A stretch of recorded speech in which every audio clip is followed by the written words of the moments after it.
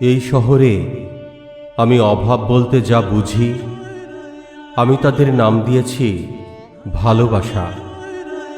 এই শহরে আমি ঘৃণা বলতে যা বুঝি, আমি তাদের নাম রেখেছি সম্পত্তি, মালিকানা।